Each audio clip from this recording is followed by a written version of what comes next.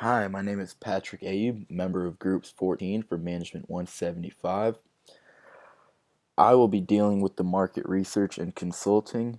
My coworker Larissa Landis will be dealing with the shipping and logistics, and Sierra Lind will be dealing with the market trends. Zach will be talking about the marketing and our competitors. The problem that we have to answer today is that CEO Mr. Bates is considering expanding Perogato's manufacturing into a larger market, and he has asked our team to conduct research on the current pet food market. There are a lot of questions that need to be answered, such as potential shipping costs. We know that shipping costs that it could cost more than the product itself, so we need to evaluate this section. We also need to conduct some research for the market for organic pet food, as he thinks that this could be a very profitable area. We need to also figure out the profitability of other current companies in the market, and we need to decide whether we should produce a single product or a multiple product line.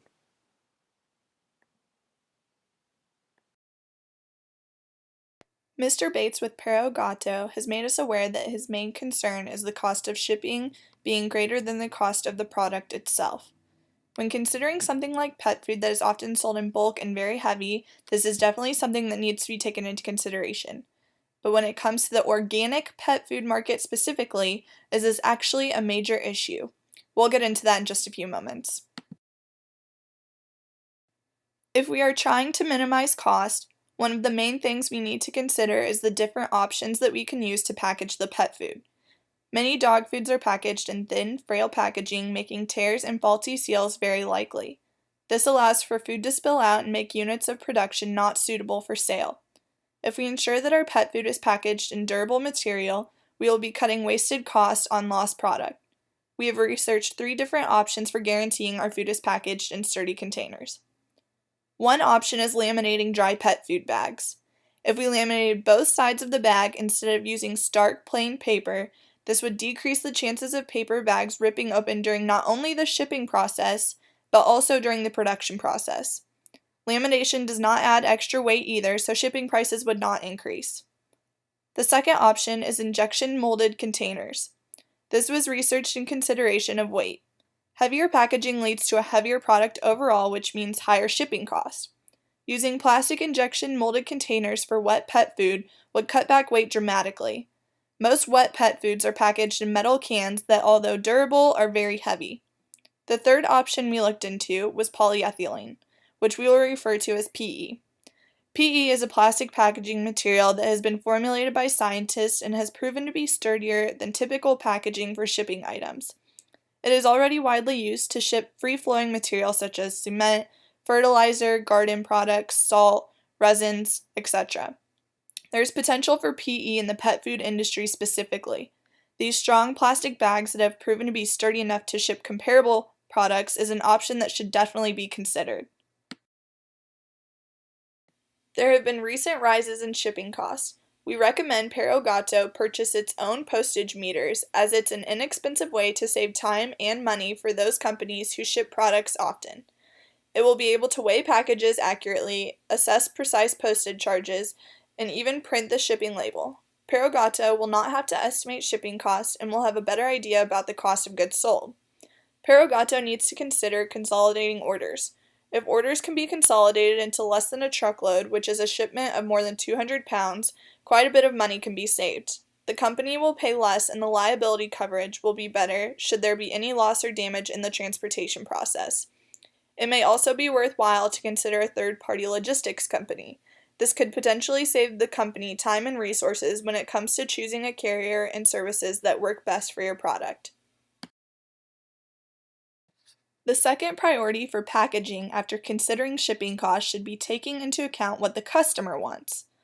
One of the most important factors for owners in purchasing pet food is ensuring that the dry pet food bags are resealable. This keeps pets from getting into stored food outside of feeding time and also keeps from causing a mess. If the bag is tipped over, the contents won't spill. Majority of dry pet food bags are being manufactured with a resealable opening at the top. making this a definite necessity for Perogato's packaging. Pet owners also search for products that are easy to transport. Toting a 40-pound bag of food to the dog park is unrealistic. Sure, food can be put into baggies and other forms of packaging that the owner might already have, but how convenient would it be for us to package it for them? Purina recently introduced ProPlan Savor Editions, which contains pureed, grain-free, organic food that is safe and very healthy for dogs. The plastic pouch has a lid that screws on and off and is small enough to fit in someone's pocket or purse to be taken anywhere at any time.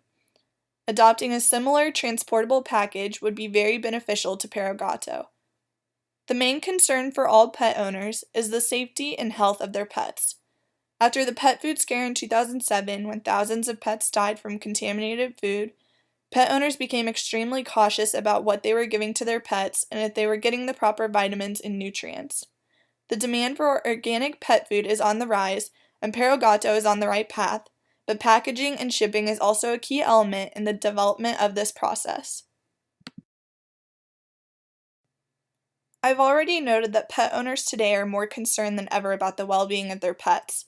Those pet owners who are buying organic food for their pets are willing to pay the premium price tag on that food because they care about their animals. Pets today are not only pets, they are family members.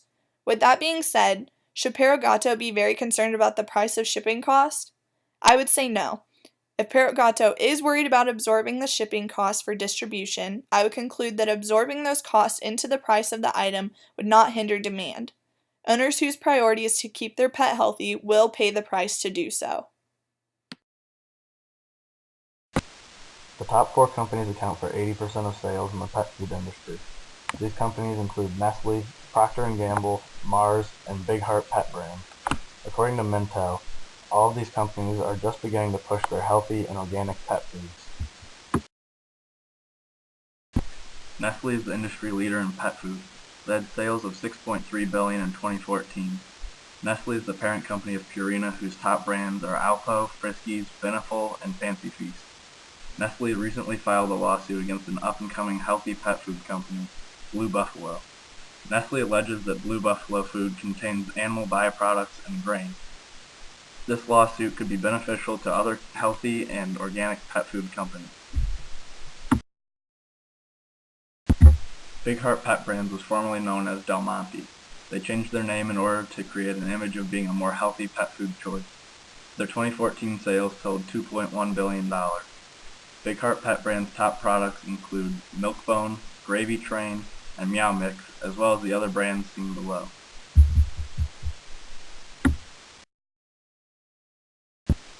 Mars had sales of $1.9 billion in 2014. Top Mars brands include Pedigree, Whiskas, and Royal Canin. Mars made a major move in 2014 buying out Procter & Gamble's pet food brands Iams, Eukanuba, and Natura. Mars felt that these brands would reinforce their pet care vision of a better world for pets. Procter & Gamble's pet food sales in 2014 were $839.1 million. They have now exited the pet care business after selling their top brands to Mars in April of 2014. The acquisition essentially makes Mars the number 2 company in the pet food industry. The market is shared mainly by 4 major companies: Colgate, Nestle, Big Heart Pet Brands, and Mars, who control over 50% of the market.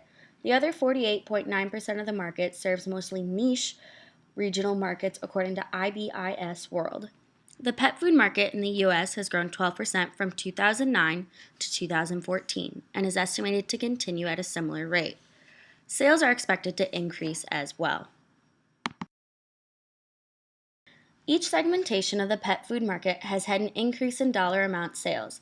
Overall, pet food sales have been increasing by about 10%. Despite few changes in the market shares, sales have increased within all segmentations. The market tends to fluctuate along with the poultry and corn industries because they are main ingredients within the pet food. An increase can cause pet food manufacturers' purchase costs to increase, therefore cut into their profit margins. After conducting the following research, our group recommends to Mr. Bates that he expands his market for pet food. The current market is profitable with increasing revenue every year, and according to a 2012 report, it is a $47 billion pet food industry. However, if we enter the market, we should specialize in organic pet food. We are a small company, and the best way to compete with larger companies is to produce a high quality organic pet food product. According to a report provided by Advertising Age, pet food has been recalled in China, killing over 1,000 pets, therefore increasing the demand for organic pet food. If we enter the market, we need to have an effective marketing strategy. Those companies with good marketing strategies tend to be profitable. However, we should begin to serve only the local market, and over time we gradually expand our region. And we should also use smaller manufacturers. Those that are smaller manufacturers can help reduce our costs.